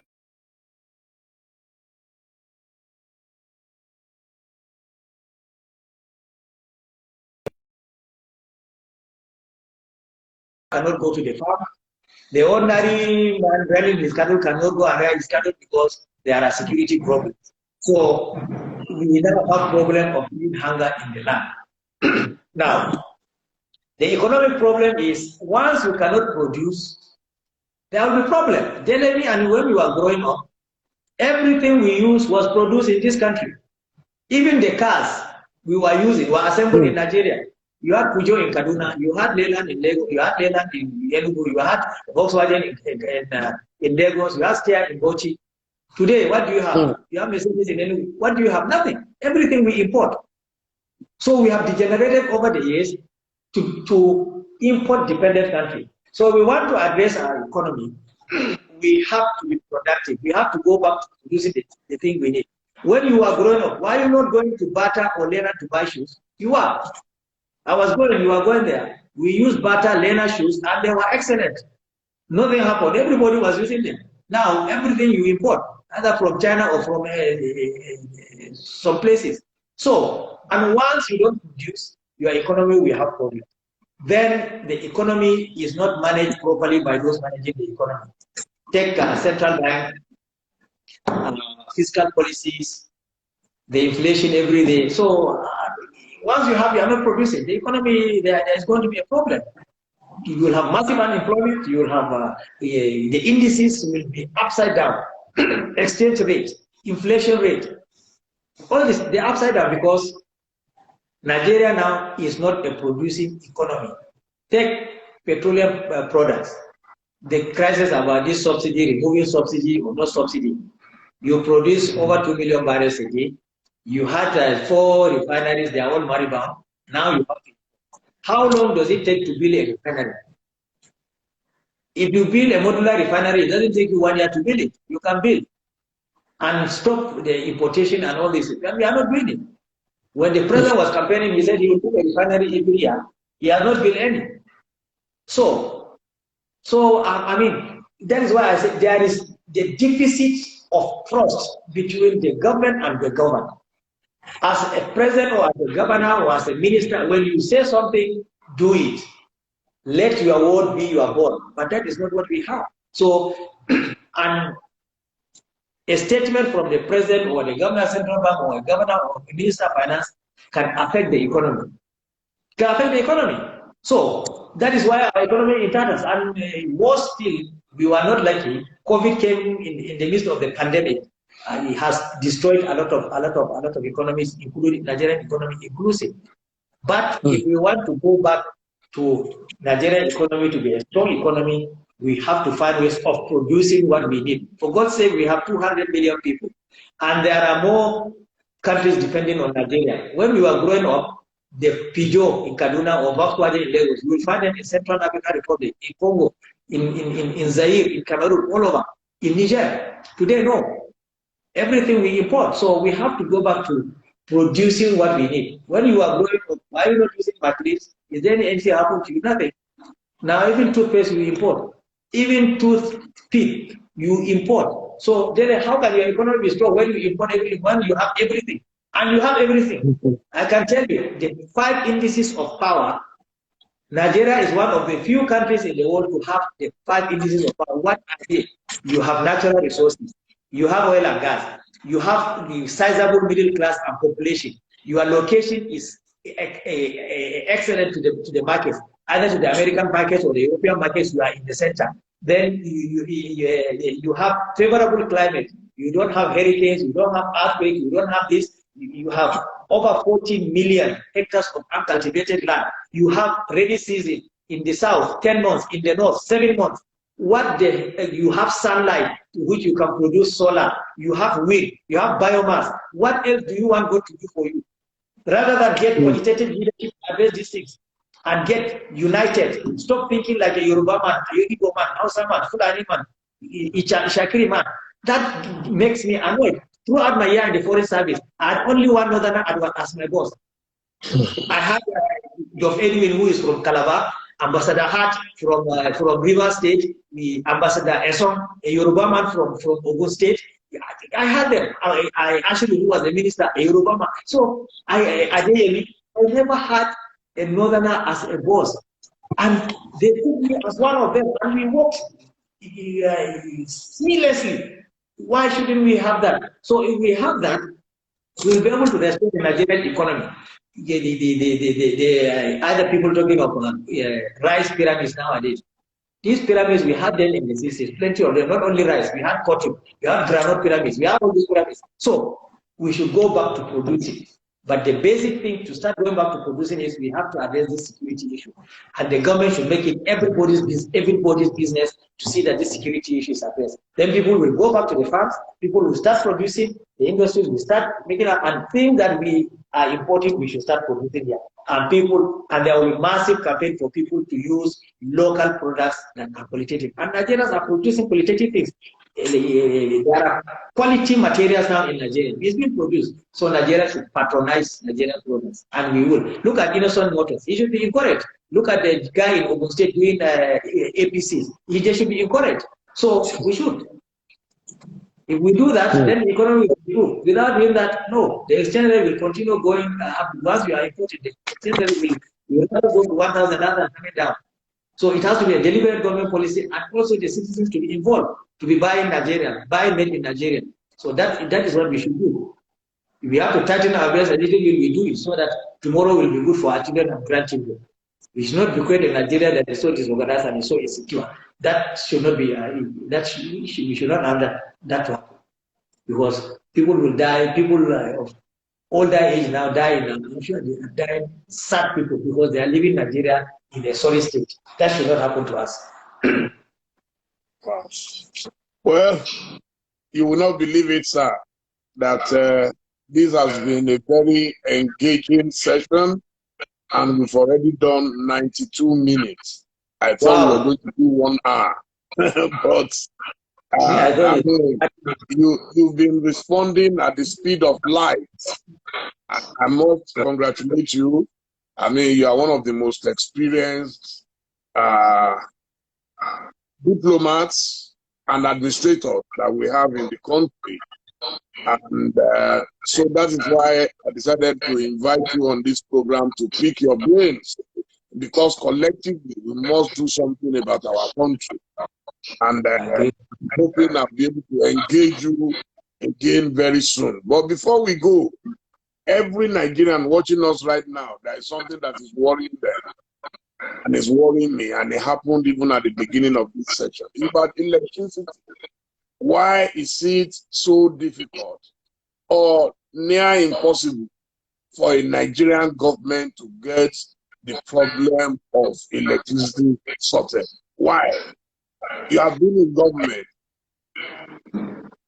Electricity, this electricity problem is a recurring demand. It's not a problem that we cannot solve, honestly.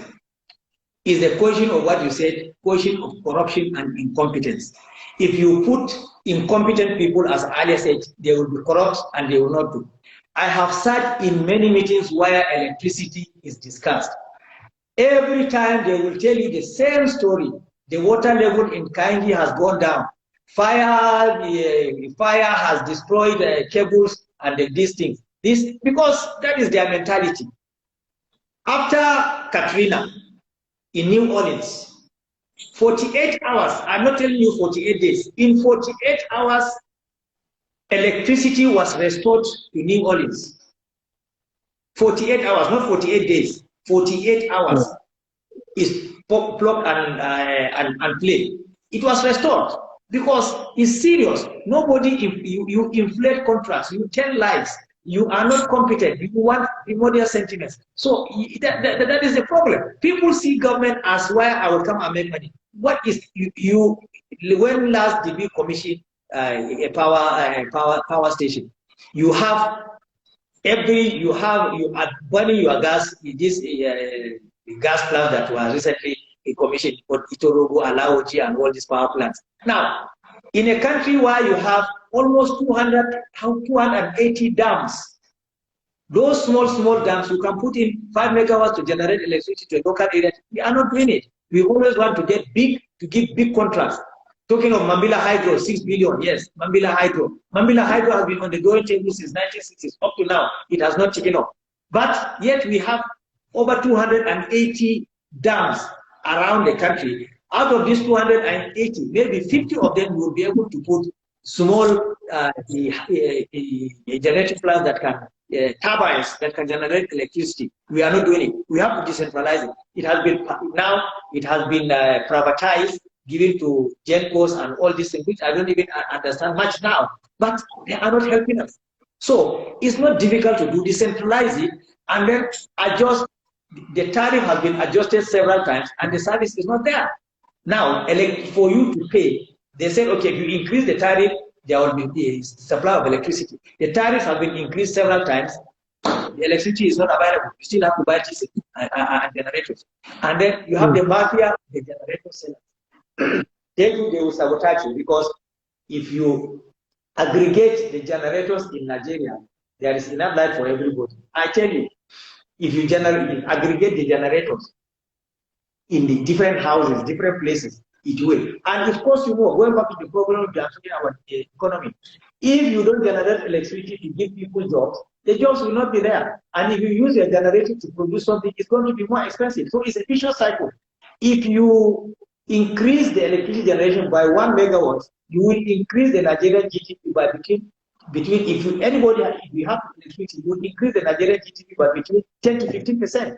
And if you increase the Nigerian GDP by 10 to 15%, you will be moving to over $600 billion GDP. So that is a necessity. But I said we are always not putting the right people in the right job to do what they are supposed to do. Everybody that comes, either you're not confident in the other, you have to promote us. And there was a minister that was PhD in electricity and this.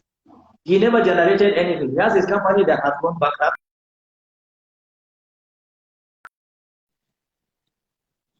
Oh, the Minister of internet. Electricity sometimes. So, and these are the kind of things. So when you are appointing people to do things, for God's sake, get competent and committed people to do it. And it's not difficult. Electricity is there, you can generate it. Wind is there now, solar is there, biomass is there, we have hydros, so we can do it on break it up.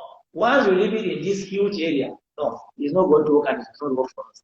And if we want to industrialize, we want to improve the environment, we want to improve the employment market, we have to have electricity. Because that way, most Nigerians will be engaged, most Nigerians will be employed, and most Nigerians will be happy that we have engaged. And it also address security issues. Well, my guest has been the one and only Ambassador Hassan Pukur. I like to describe him as one of the most influential career diplomats in Africa. Out of Nigeria, he never agrees, but that is my view, and that is my candid opinion, because I am aware of the influence that you've wielded and you still wield. You are very well informed. We share something in common. Our reading habits. We read books a lot and magazines. Yes. When I come to your house, everywhere is littered books. That's one of the reasons I wanted to speak to you and pick your brain. Before you go, I'm using a platform tonight, which a lot of people are not yet familiar with. It's called Spaces. Spaces is on Twitter. And I have a few people who have raised their hands that want to ask a few questions or make comments. So I will start with a gentleman I know very well. He's my brother, he's my friend. So if you are ready, I will bring you right in just for 1 minute to give me your comment or to ask our ambassador a question. So please, you can unmute. Mr. Olufemi Adeagbo, please unmute if you can. I'm just going to say. Yes, I have. Okay, Femi, please go ahead. Good evening. Good evening. Let me start with condolences on Mrs. Okoya's person. I know she was your good friend. So thank you very much. My condolences, first of all. Thank you. I have 3 quick points to make in response to what the ambassador has said. And thank you very much, ambassador, for the contribution as well. But I think the biggest problem here is that Nigerians are being persuaded not to remember that there's a word called consequences. Nigerians are being persuaded not to know that we fit in time to save life. I cannot understand how anyone from an administration under whose watch this same military that is constantly demeaned as if they are underperforming had their armament funds shared. We have seen people return some of this money. We have seen people in court. We have seen the documents. How did you think that if the vehicle existed, it will not be exploited? How do you analyze Nigeria's security issues, with all due respect, without factoring things like the population view? We grew population in this country by 30%, sir, between 2010 and 2030. Half of this population, almost half of this population, in fact, 44% is under the age of 15. So these things have an impact. How do you then expect Nigerians who are rational to blame the administration that is equipping that army to fight? We all know that you cannot win counter-insurgency with only boots on the ground. Air power is a decisive factor, sir, with all due respect. When Syria happened, we had ISIS terrorists come to the Sahel. How can you describe that conflict as being the same as Boko Haram that could have been nipped in the bud if the things that should have been done at the right time were done? You cannot. How do you criticize the person who has bought the air power, invested in 3J17s, invested in 12 Tucanos, invested in Mi-35 from Russia, all paid for despite our relative lack of forex? And you expect evangelization that took place not to have any consequences. That is what you are selling to Nigerians, with all due respect. And Bob D, you are a presidential candidate, sir. So, and I know you are a good student of history. History is there for a reason. It tracks the trajectory of action. You cannot bleed your military, strip them of armament funds, leave a vacuum, not pay salary, state governments were owing money, swap deals, subsidy deals. All these things happened in the past 6, 7, 8, 8 years, and we are being told that this scale of abnormality can happen in an economy and there should be no consequences. That is the first point. The second point, that with all due respect, anytime we make it sound as if, oh, the military are this, the military are that, we are demeaning, with all due respect, the efforts of those men who fought with little until their armaments and equipment started arriving. So what arrived from China.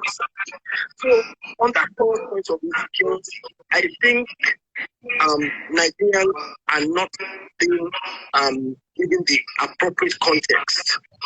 I think it is quite unfortunate that an administration that damaged that military. You remember GOPs flying over wars in this same Nigeria, the same military.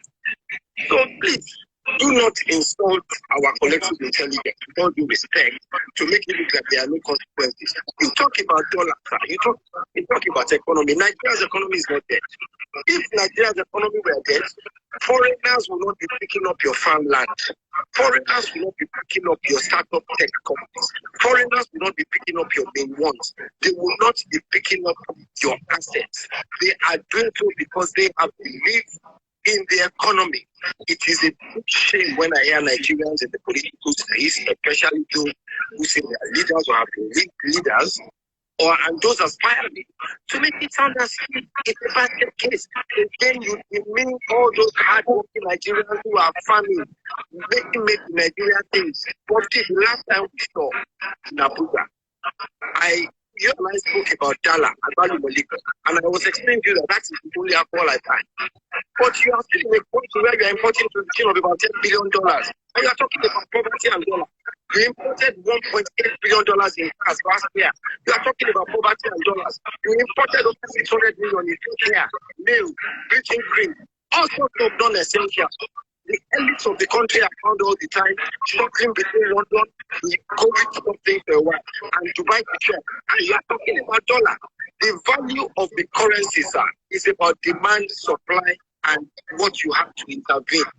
When your administration was there, and I refer to the ambassador, we had ample dollars to intervene. We created over $90 billionaires who were doing nothing, who inspired a lot of young people who want to do nothing as well and just chase the big money.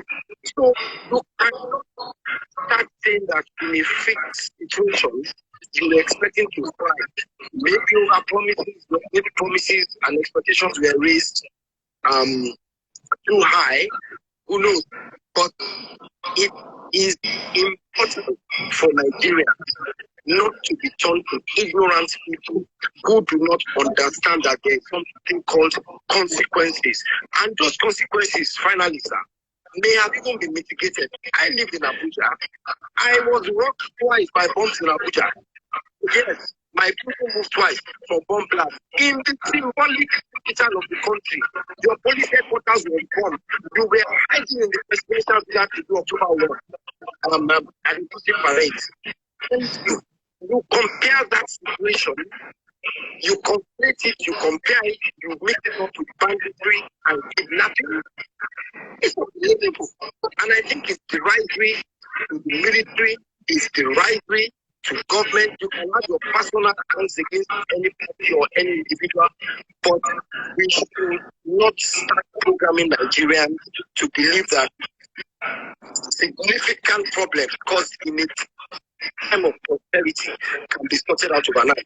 But if you become president of Nigeria tomorrow, with all due respect, when we go through in 4 years' time, we will look at what we inherited. That is what intelligent people do. We will look at what we bequeathed. What is the administration that is being defended every day despite everything we can see?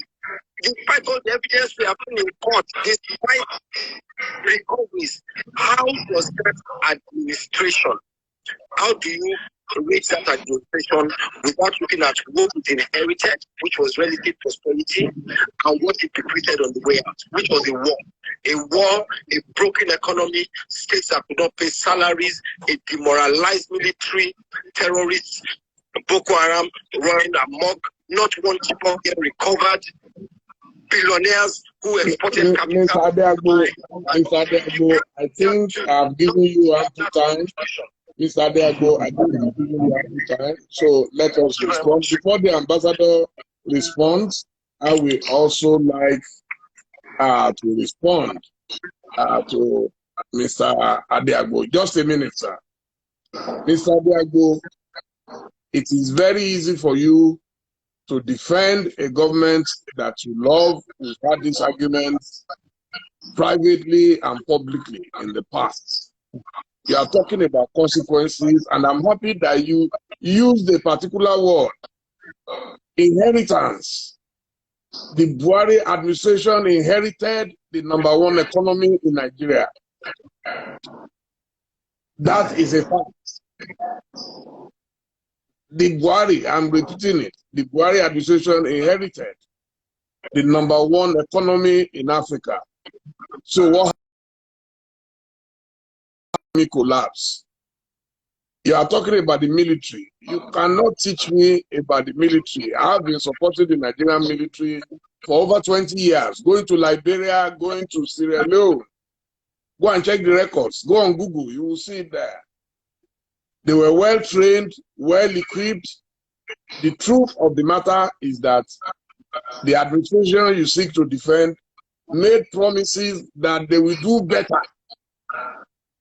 Nobody, if you say the Jonathan administration was totally bad and you came in, so the minimum I would expect from you is to maintain what you met on ground, not that it will now collapse. So you are now using the word consequences. No, I disagree, but I'll let the ambassador take over from there. Thank you, sir. Well, let me talk about the consequences he's saying. Part of what I discussed. Just a minute, sir. Yes. Let me respond. He was talking of consequences and the military, and that it's not fair to all the conclusion I agree with. Now, if you talk of consequences, in the statement I made earlier on, I said over the years in this country, we have allowed the culture of impunity to prevail in our country under different governments, and we have reached that level. So the consequences we are saying, the inaction of government, whichever government, be this government or past government, to address the break of rule and law and the breakdown of law and order is the consequences of what we are having today. We are talking of the economy, this. Like Dele has said, when Jonathan left government, the Nigeria's GDP was $510 billion. 510 billion. Today is hovering around 400 billion. When the Jonathan administration left, the exchange rate to the naira was 157 or 167. Today it's almost 560 something. So I can go on and on and on and achievements. Jonathan administration, Jonathan created 11 universities in the 5 years he was president. 9 of them in the north. He built 137 elementary schools. The railway line we are enjoying between Kaduna and Abuja today, Jonathan created it. It was 95% completed. I can go on and on and on and on. We are defending a government. Please tell us what, and the borrowing. When you borrow, when we are borrowing, Nigeria is our country. We love it. We have passion for this country. When we are borrowing to pay salaries, we are in real trouble economically. I can tell you that. When Jonathan left, the Nigerian foreign debt was about $5 billion, and the internal debt was about $6 trillion. What is it today? And Jonathan was there for 5 years. From Obasanjo to Jonathan, the debt is $5 billion, under $5 billion foreign debt. The domestic debt was about, I think, 6 trillion naira. Today, what it is? Go and check. Today, we are borrowing to pay salaries, and the economy cannot grow when we are borrowing to pay salaries. That is what I am saying. You have to produce. Your economy has to be productive. Find a way of making the economy productive, not just borrow, and borrow to go and pay salaries. It is not going to get up. We are virtually getting into what they call debt trap.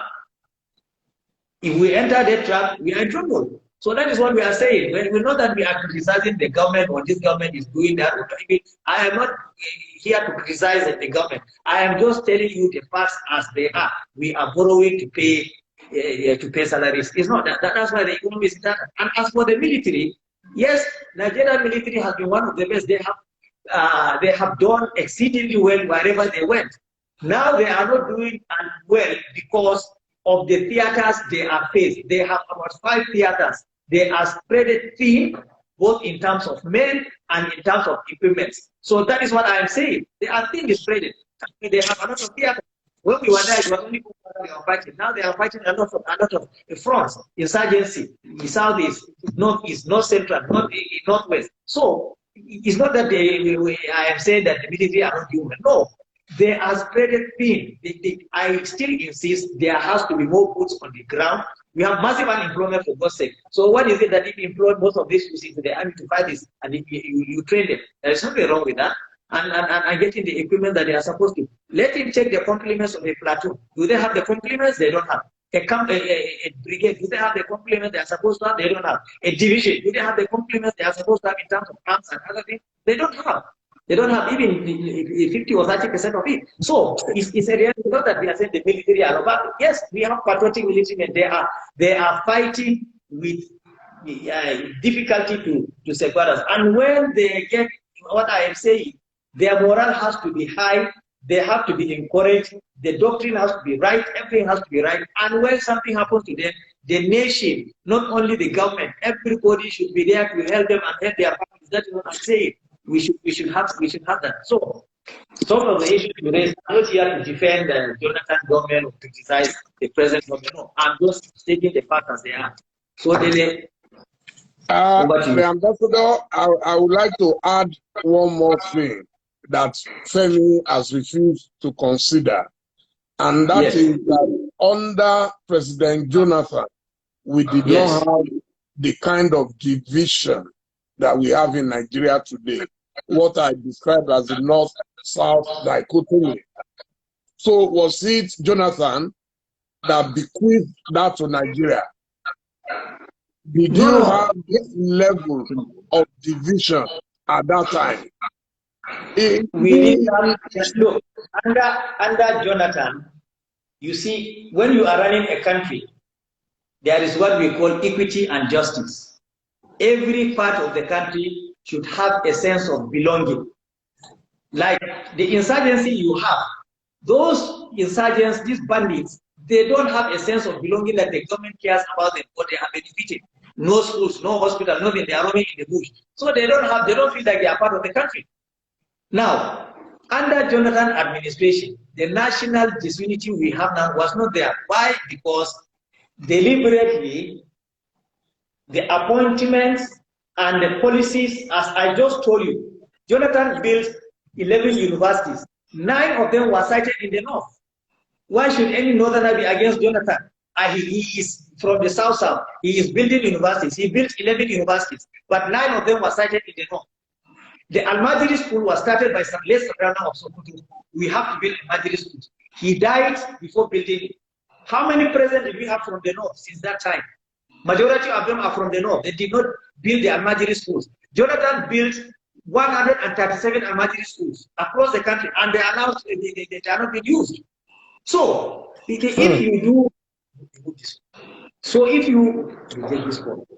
So if you have this kind of policy, that brings, if people feel they are not part of the system or they are not part of government or they are not being taken care of, they will feel aggrieved and there will be this disunity and this. So that's what I'm saying. At different levels, when you get leadership that is competent and have character and have passion and compassion, everybody will have sense of belonging. We have never been so disunited in this country like we have today, and various factors contributed. It's not the fault of you can say it's not the fault of the Buhari government, but they should have done something that will mitigate all these things. That's why we are in government. We are in government to solve problems. That's why people are in government. They campaign, they will solve security, they will solve it, they solve it. So that's why you're in government. So if there is problem, you solve it.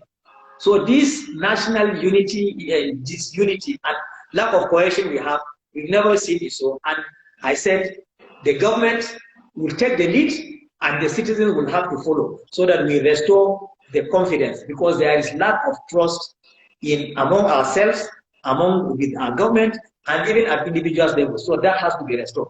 The dwindling level of trust between the government and the governed and individuals and societies is too much. That has to be restored.